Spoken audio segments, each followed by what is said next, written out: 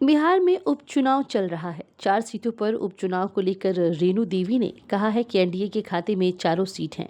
हम लोग काम करते हैं, उनके 3 सीट, एक भी सीट जाने वाली नहीं है। राजद के द्वारा आरोप लगाया गया था कि प्रधानमंत्री चुनाव को प्रभावित करने के लिए बिहार आ रहे हैं।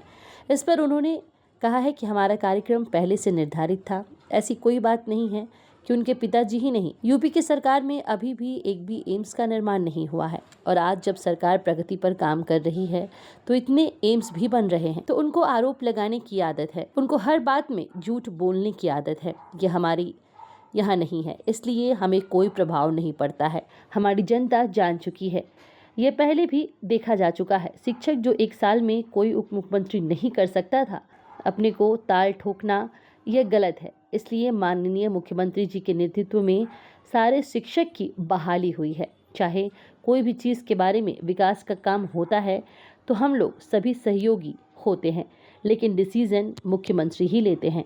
और एनडीए की सरकार आने के बाद सारे काम हुए हैं। बिहार को आज निश्चित रूप से बड़ा तोहफा मिला है और आगे भी मिलते रहेंगे। 4 सीट एनडीए के खाते में आने वाली है, क्योंकि बिहार की जनता जानती है कि हम फोकस नहीं करते हैं, हम काम करते हैं। और काम सभी दिखाई पड़ रहा है एनडीए सरकार का। जब से एनडीए सरकार आई है तब से हमारा काम दिखाई पड़ता है और आज भी हम लोग काम करते हैं। इसलिए चारों का चारों सीट जो है एनडीए के खाते में जाएगी। अच्छा, महागठबंधन वाले दावा कर रहे हैं कि 3 सीट हमारे पास थी, हम उनका 3 सीट, एक भी सीट जाने वाला नहीं है। वो 4 सीट हमारे होंगे। वो किसी समय चला गया, लेकिन अब नहीं जाने वाला है। आरजेडी की तरफ से आरोप लगाया गया है कि प्रधानमंत्री चुनाव को प्रभावित करने के लिए आ रहे हैं। ऐसा कोई, मेरा शुरू से कार्यक्रम है एम्स से। जब उनके पिताजी थे तो एम्स दिए ही नहीं। यूपी की सरकार में एक भी एम्स नहीं हुआ।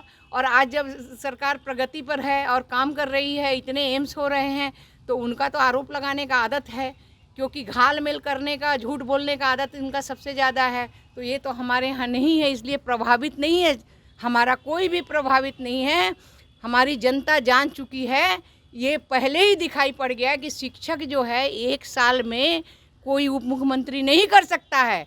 वो जब तक पहले से परिश्रम नहीं करके, मुख्यमंत्री जब तक नहीं करते, जो अपने को ताल ठोकना, अपने को थपथपाना, ये गलत है। इसलिए माननीय मुख्यमंत्री जी के नेतृत्व में ही सारे जो है शिक्षक की बहाली हो, चाहे कोई भी चीज़ की बहाली हो, ये हर का जो हमारा विकास का काम होता है, हम सब लोग सहयोगी होते हैं, लेकिन डिसीजन जो होता है वो मुख्यमंत्री का होता है। और मुख्यमंत्री जी ने ये काम किया है। और एनडीए की सरकार आने के बाद एनडीए के पहले क्या क्या हुआ उसका वो उल्लेख कर दे, हम लोग तैयार हैं। आरजेडी